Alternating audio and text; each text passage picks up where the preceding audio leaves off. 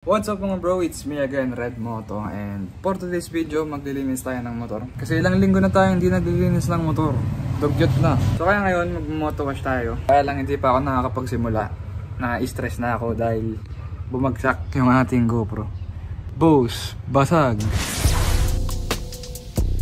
Pero mukhang tempered lang naman yung tama na. So try natin tanggalin yung tempered glass. Yeah. Boss, buhay pa siya boss. So guys, buhay po siya. Tempered lang ang nadali. So ayun, tuloy tayo. Tignan nyo naman yan guys.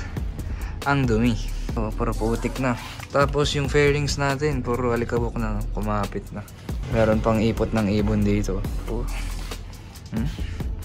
Alikabok. Tsaka pala guys, kaya ko rin pala naisipan maglinis. Kasi bumili ako ng bolts para sa side mirror natin. Dalawa yan. So pinalitan ko na yung dating nakalagay, which is ito. Kasi kalakalawang na siya.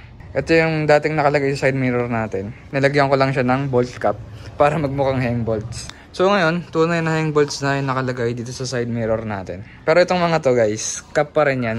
Unti-untiin lang natin yan. Kaya ayun, sinisipag na naman akong papugihin si Red Kidlat.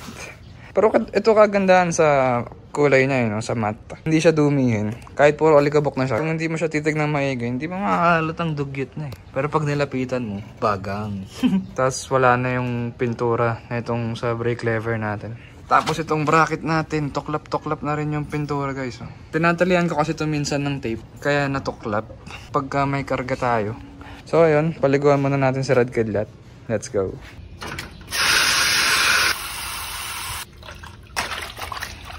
Ito pala ang gamit kong shampoo guys. Yung shampoo na ginagamit namin sa sasakyan. Hindi ako gumagamit ng Joy kasi nakakakupas daw yun. Pero ewan ko kung totoo yun. Palaman muna natin siya bago natin sabunin. Para matanggal yung mga nakadikit no. Kasi pag sinabon natin gamit ang sponge, baka magkaroon ng maliliit na gasgas yung motor natin.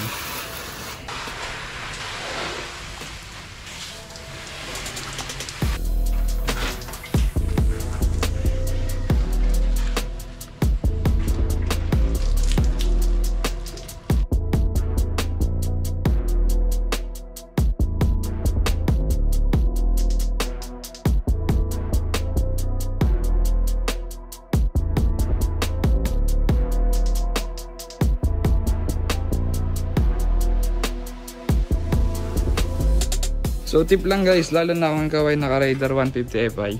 Pag binabanlawan natin yung part na to, hinay-hinay lang. Kasi kung naman natin yung issue ng Raider Fi, biglang nagiging kotse. So hinay-hinay lang dito sa part na to. Para maiwasan natin ang problema sa motor natin. So after natin magbanlaw, gamit tayo ng absorbent na towel tulad nito. Ito, Clean Champ. Or pwede naman kahit anong towel, basta malinis. Tapos punasan lang natin siya. And wag natin hayaang matuyo ng kusa no, kasi may iwan yung watermarks. Tuyuin lang natin yung fairings. Tignan nyo guys kung ganito yung gamit nyo. Pag isang punas lang natin dyan, ma-absorb na ng mabilis yung tubig-tubig. Diba? Tignan dito. Oh, magic. So usually guys, pag nag-moto wash ako, ganoon lang yung ginagawa ko no. Banlaw, sabon, banlaw din, punas. Tapos okay na yun. Pero ngayon, sasabay na rin nating linisin yung kadena natin. Since matagal tayo hindi nakapaglinis, linis tayo kadena. Gamit natin tong chain cleaner. Then syempre, pag naglinis tayong kadena, apply tayo ulit ng chain lube. So yun guys, linis tayong kadena.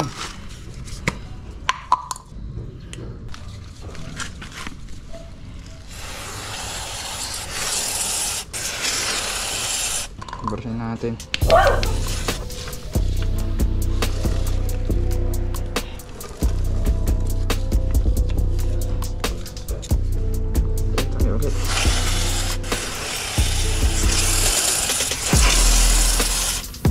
Ayan guys, punasan lang natin.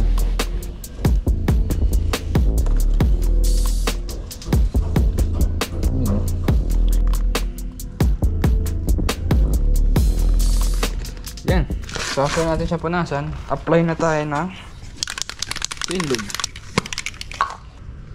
Gamit tayo ng pangsahod sa pin pala, para hindi malagyan yung mags natin saka yung disc brake no. Kasi syempre delikado kung malubricate natin yung disc brake.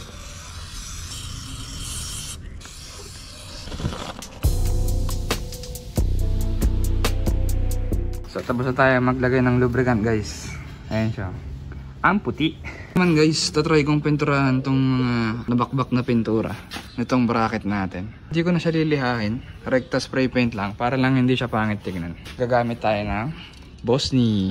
So sasapinan natin para hindi madama yung fairings natin. Light lang para lang matakpan yung mga bakbak.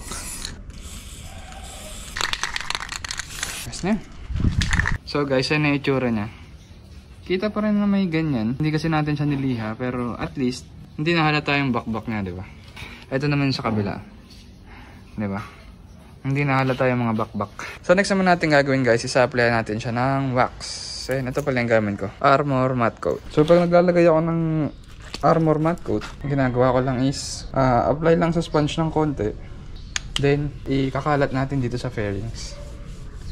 So paglalagay pala ng ganito guys, ang ginagawa ko is dito lang ako sa glossy na part naglalagay. Then saka ko siya ikakalat gamit ang basahan. Microfiber cloth. Pupunas lang natin siya. Then hindi ko masyado nilalagyan yung matte na part kasi parang hindi ko trip yung kulay na masyadong matingkad. So small amount lang pagdating sa matte part. Ang kagandahan kasi dito sa matte coat, dagdag protection din siya against sa araw. Parang hindi mabilis kumupas yung kulay ng fairings natin.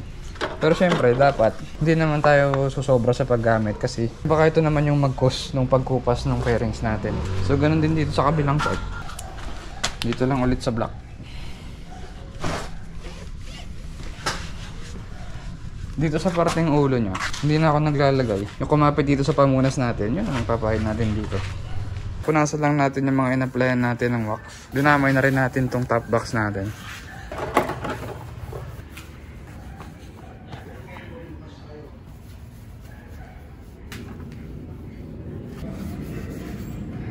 Ayan na yung itsura niya guys after natin mag-apply ng armor matte coat. So kung mapapansin nyo, mas tumingkad na yung kulay niya. Pero hindi pa tayo tapos no, dahil lalagyan din natin ng tire block yung gulong natin para magmukhang bago, di ba? Kasi namumuti na.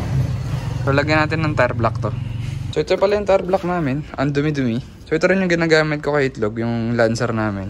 So ito rin yung gagamitin natin sa motor. Shake lang natin siya. So tip lang guys, pag mag-apply kayo ng tire block sa motor, hinay-hinay lang sa paglalagay, no? Kahit sa kotse, kasi pag napasobra kayo ng lagay, eh madulas kasi sa gulong yun. Yeah. So kaya pag naglalagay ako ng tire block, ang nilalagyan ko lang is yung gilid na part, no? Hindi yung banda dito kasi madulas nga siya. Saka yung sumasahid sa lupa eh. So nonsense lang din, diba? Kung lalagyan natin ng tire block. So dito lang sa gilid. Apply lang sa sponge ng all amount. Then pahid. Nakikita nyo, nagda-dark na yung gulong natin. Doon hindi yata masyadong makita ng maayos sa video kasi against the light na ang video natin. So dito naman tayo sa kabila. So guys, dito naman tayo sa kabila. So mga bro, ayan na. Tapos na tayo maglinis. And pogi na ulit yung motor ko, no? So sayang lang kasi medyo madilim na, no? Pero try pa rin natin siyang gawan ng montage sa labas. Kahit medyo makulimlim ang panahon. Let's go. You don't wanna see me mad, I'll be coming with that payback. You don't wanna taste that, don't wanna see me on attack. Trust me, you don't wanna face that. Adrenaline, I crave that.